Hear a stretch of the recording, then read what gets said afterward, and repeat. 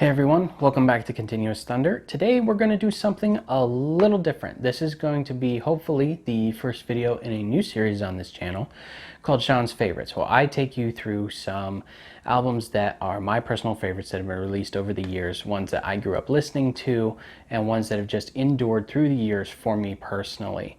And I'm just going to walk you through them, explain why I love them, why I think they're important, why I think you should listen to them as well. These will be coming out sporadically throughout the rest of my album reviews. These could be because there was nothing interesting that came out during the week. It could be that I'm traveling and I'm away and I can't review new stuff.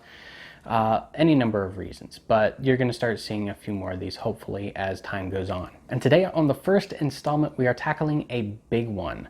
If this album isn't my favorite album of all time, it is easily in the top 3. You've already read the title to the video, so you already know that we're talking about Daft Punk. We're talking about their second album, and in my opinion, the peak of their career, Discovery, released originally in 2001 on Virgin Records. For the very, very small handful of people watching this who don't know who Daft Punk are, Daft Punk is a very highly influential French music duo comprised of Thomas Bangalter and Guy Manuel de Cristo, formed in the 90s. And despite being around for over 20 years, Daft Punk's discography is relatively sparse, with only 7 proper releases, and only 4 of those being proper studio albums. The other 3 are 2 live albums and the film soundtrack and score for the Disney film Tron Legacy. Even though they've released a relatively small number of albums, when you start listening through them, you realize that this band has definitely gone for quality over quantity. All 4 of their proper studio albums are excellent examples within the genre. Even what is widely considered the low point in their career, which is Human After All. Trust me, it's better than you remember it. Go back and listen to it. Try to think of it in the context of a live performance. And if you're still having trouble, go and listen to Alive 2007, where they started integrating that into their sets. And it'll all suddenly start making sense, and the album just becomes light years better than you originally thought it was, believe me. And to be fair to Human After All, it was really, really hard for them to follow up such a great album as Discovery. Now, I know die-hard Daft Punk fans are going to say that their debut from 1997, Homework, is their best album, and I will admit, in the genre of French house, that album is an absolute masterpiece. But even its proponents will say that it's a difficult listen. It is very long, it's highly repetitive, and it's hard to take in the whole thing all at once. In 2001, when Discovery came out, it marked a massive stylistic shift in the sound that Daft Punk was producing. They went from the hard and gritty and underground house sound to a more pop-oriented and disco-influenced sound. Bangalter and de Cristo even say that Discovery was taking influences and the sounds of their youth and trying to make them cool again, representing them in a cooler light to the people of the current generation who thought those old styles were pretty lame. Bangalter himself said that, Homework was them trying to tell the rock kids that electronic music was cool, and Discovery was trying to tell the electronic kids that rock music was cool. Discovery also marked the arrival of the band's robotic alter egos. Prior to this, in their Homework era, they only wore simple face masks to obscure their faces. For Discovery, with the more futuristic pop sounds that they were creating, they also created these robotic personas, these musicians from the future creating futuristic pop music that would go on to inspire tons and tons of pop and future funk music to come in the coming decades. Now, I'm not going to discount the fact that the reason why I probably think this album is the best in Daft Punk's discography is because it was the first one that I was introduced to. And much like many people my age, I have Kanye West to thank for that introduction. Now, I was not introduced through the song Stronger, but because of Stronger, Daft Punk was enjoying some heightened visibility in 2006 and 2007, and they were showing up on some of the websites I was visiting at that time, and I saw these guys dressed up as robots called Daft Punk, and I'm like, who are those guys? I want to know what kind of music they're making. And I was introduced to songs like Harder, Better, Faster, Stronger, and Defunk, and Around the World from the Homework album, and even songs like Technologic and Robot Rock, because Human After All had also just recently come out. Another thing that helped introduce me to Daft Punk at the time were the viral videos of Daft Hands and Daft Bodies.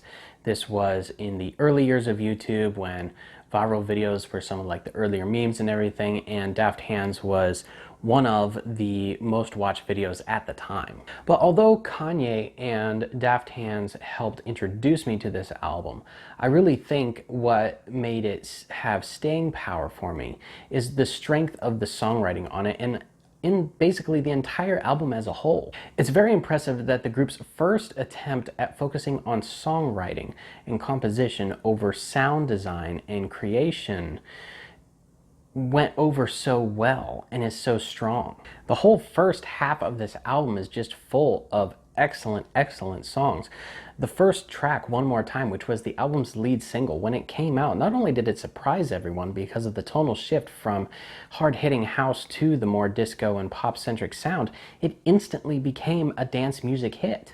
And like I said, the flow of the first half of this album, this whole collection of songs from 1 to 7, is just amazing. It's a masterclass in composition and album sequencing. You go from One More Time, which is upbeat and everything, to Aerodynamic, which is, while still upbeat, a bit more hard edge. It's a bit of a tonal shift, and that takes you into Digital Love, which to me personally is still one of my all-time favorite songs.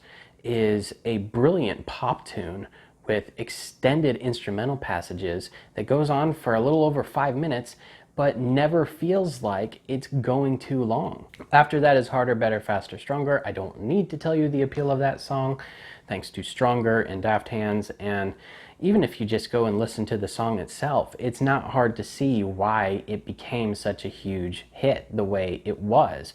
When that groove kicks in and they start stringing all the lyrics together, it's just a magical thing. After Crescendos, you get Night Vision, which comes in, which is a nice short little ambient passage that gives you a bit of a palate cleanser before taking you into the French house influenced Superheroes, which takes them back to their old homework days. But they still apply this new pop songwriting stuff that they've learned. They take a song like Superheroes that has this highly repetitive Barry Manilow sample. Something's in the air, something's in the air, something's in the air. And where a track like that on Homework might start to grate on you and go over long and everything, they use the backing tracks behind the sample and change it up at just the right times to keep you interested, to keep you from getting annoying, to keep that sample from grating on you. And then after Superheroes, you get into the back half of the album, which honestly is weaker than the front half. But we're kind of talking about like the difference between homemade cookies and Oreos, where yeah, one is clearly better than the other one, but you're still gonna enjoy both of them. Early on in the back half, you have Something About Us, which is a very quiet, stripped back, but still obviously very clean and electronic ballad. After that, you have some funky tracks in Voyager and Short Circuit, and then the back half ends with the 1-2 punch of Face to Face and Too Long. Face to Face, which was produced and written with help from Todd Edwards and features him on vocals, to me is still a nearly perfect electropop song. Just the composition and the lyrics and the way it was all put together and produced is just amazing and perfect.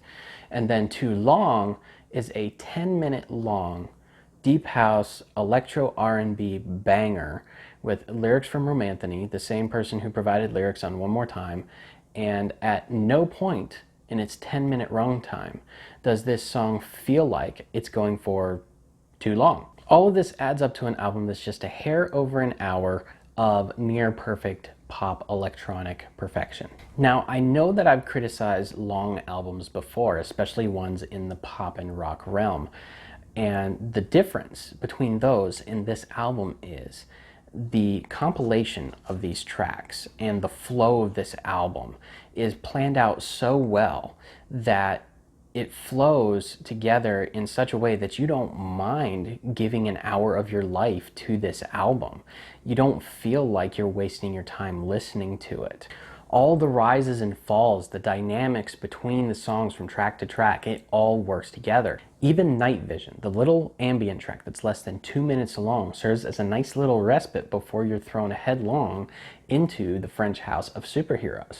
And another thing that adds to the brilliance in the flow of this album, and actually adds to the appeal of it in general, is the accompanying film that Daft Punk produced with Japanese anime filmmaker and manga artist Leiji Matsumoto, called Interstellar 5555. This is an animated film about an extraterrestrial band that basically serves as a long-form music video for the entire album.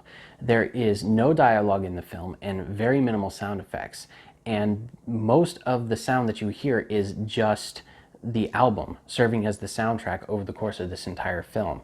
It is an amazing piece of not only animated filmmaking but of musical filmmaking, and the concept of integrating visual and audio arts. I highly recommend that you watch it if you haven't. If you're a fan of Discovery, it will only help it. If you're a fan of anime, it's worth watching. If you're a fan of Daft Punk and you just haven't gotten around to it, use my recommendation as your excuse to do it. Or even if you've seen it before and it's been a while, just go ahead and watch it again. Remind yourself of how good it actually is. You may have noticed that even though I count this among some of my all-time favorite albums, I have been careful to say that it is near perfect. It is not absolutely perfect. There are some things in here that I don't think actually add to the album as a whole. I think Night Vision itself, even though it serves a good purpose, I don't think it's absolutely necessary. I think the track Veritas Quo is a little too long, and the song Short Circuit I think is a bit of a sudden tonal shift from Veritas Quo. And I'm going back to the cookie analogy here, the homemade cookies and the Oreos. These songs are not bad, and they don't really drag the album down that much. They just prevent it in some small way from being an absolutely perfect album. And so yeah, Daft Punk, Discovery. It is one of my all-time favorites. I think you should go and listen to it. I'm not going to score it. I'm going to set the precedent now on Sean's favorites not to score these albums. Being some of my favorites, they're obviously going to get higher scores, and I think it would just be redundant to apply a numeric score to them. So I'm just going to leave you with telling you why I like it so much and with my recommendation that you should go and listen to it. But that's going to do it for this round of Sean's favorites on Continuous Thunder. And now I'd like to know your thoughts. Did you like this little detour from my typical format? Would you like to see more of these Sean's favorites? Also, I'd still like to ask you the same questions I always do. Did you listen to this album? Did you like it? Did I get it right? Did I get it wrong? You can leave those thoughts down there. You can also, let's change it up. Tell me your favorite Daft Punk album. Tell me your favorite Daft Punk track. Tell me why I'm wrong and Discovery isn't the best album in their discography. I'm open. Let's just have some fun with it. Quick reminder that you can follow this channel on Instagram at CT Music Review. Same handle on Twitter at CT Music Review. Those are going to be on the screen, and there'll also be links down in the description. Don't forget to like, comment, and subscribe to the channel. Thank you so much for watching, and I'll see you next time.